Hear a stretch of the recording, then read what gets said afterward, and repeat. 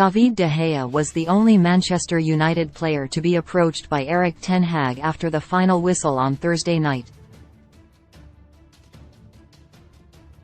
As the thousands inside Old Trafford applauded the players for their excellent response following the Anfield debacle, Ten Hag shared words with De Gea on the pitch, and it felt significant that he was the only player he felt necessary to speak with. Ten Hag placed his arm around De Gea. The pair exchanged thoughts and both raised smiles, although the mood between manager and goalkeeper certainly wouldn't have been so jovial had Real Betis punished his terrible first-half mistake.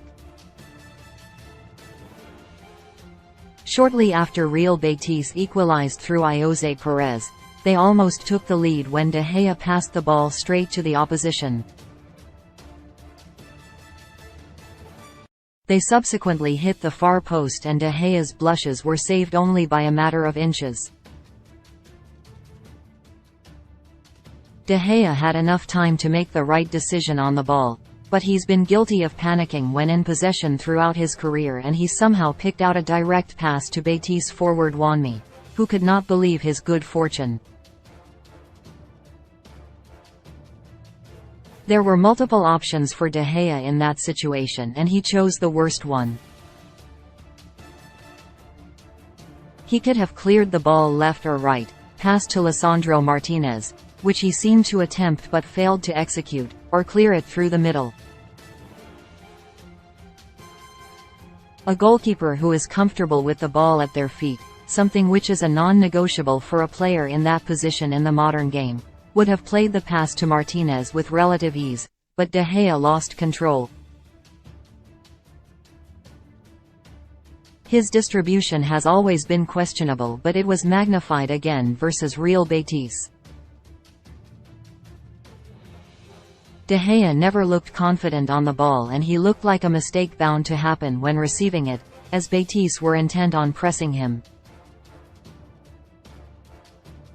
Ten Hag discussed the display after the game and said, "I can't ignore it, but I think we have seen many games he did really well. I don't know what the reason today was. There was a lot of wind, a different ball, probably he had some problems with that. I know we can deal with it and he will do better Sunday. We work on his kicking, but David is working on that. But I think we have seen in this season that he is improving and he will keep improving, I'm sure.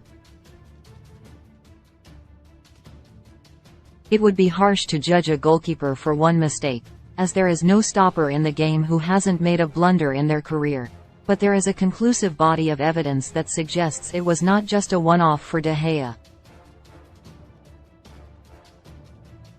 The 32-year-old was once genuinely the world's best goalkeeper. But the game has evolved and he's failed to keep up with those changes, which means he's become an outdated player at a club trying to build for the future.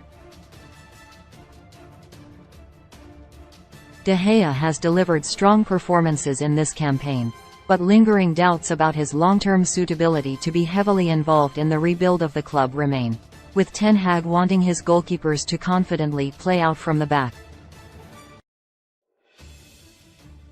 That is the long-term vision, and De Gea does not align with that, despite laudably making improvements in that area this term. It seemed he could play for another season, the 2023-24 campaign, but his performance against Betis raised a familiar question about whether signing a new goalkeeper should actually be prioritized, as some feel it's a pressing issue. Although De Gea is only the 11th player in the history of United to reach that significant 500 appearances for the club, and he recently surpassed Peter Schmeichel's clean sheet record, there is no room for sentimentality regarding a decision on his future. Ten Hag values De Gea and he should be handled with the utmost respect, considering his outstanding service to the club, but he might be forced into making a decision that the Spaniard will not like, nor agree with.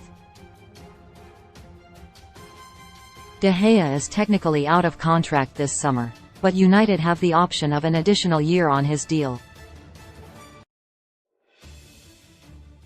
He is currently negotiating a new deal, with reduced terms. However, that contract is not yet agreed and talks could still be ended. The debate around De Gea boils down to one key question. Is Ten Hag prepared to go another season with him as first-choice goalkeeper, or does he consider signing a new, progressive player in that position an immediate priority? Ten Hag has seen enough to make that decision, and the outcome will be made public in the near future.